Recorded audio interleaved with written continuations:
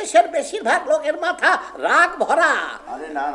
বরেণ্য সাংস্কৃতিক ব্যক্তিত্ব ও চিত্রশিল্পী মুস্তাফা মনোয়ার আর নেই। ২৯ জুন সকালে রাজধানীর একটি বেসরকারি হাসপাতালের নিবিড় পরিচর্যা কেন্দ্রে চিকিৎসাধীন অবস্থায় তার মৃত্যু হয়েছে।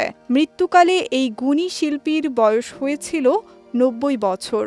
তার মৃত্যুর খবরে সাংস্কৃতিক অঙ্গন ও সহকর্মীদের মাঝে গভীর শোকের ছায়া নেমে এসেছে। পারিবারিক সূত্রে জানা গেছে, ফুসফুসে মারাত্মক ব্যাকটেরিয়ার সংক্রমণ নিয়ে গত ১৪ জুন থেকে হাসপাতালে চিকিৎসাধীন ছিলেন মুস্তাফা মনোয়ার।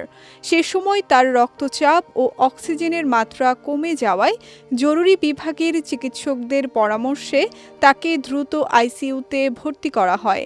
সেখানে প্রায় ২ সপ্তাহ চিকিৎসাধীন থাকার পর তিনি শেষ নিঃশ্বাস ত্যাগ করেন।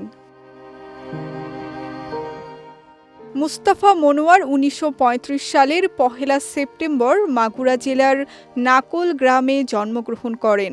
তার পৈতৃক নিবাস ঝিনাইদহ জেলার শৈলকুপা উপজেলার মনোহরপুর গ্রামে।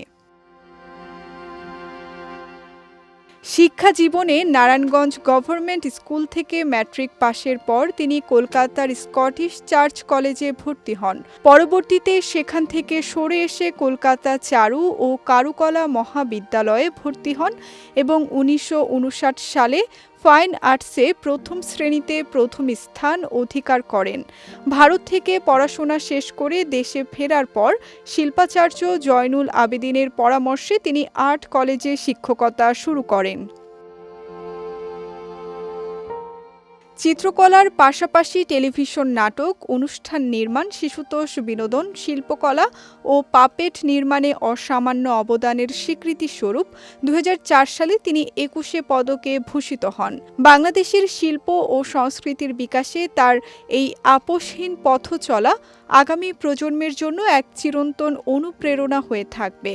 পৃথিবী থেকে বিদায় নিলেও নিজের সৃষ্টিশীল কাজের মাঝে দেশের মানুষের হৃদয়ে এবং ক্যানভাসের রং তুলিতে চিরকাল বেঁচে থাকবেন মুস্তাফা মনোয়ার।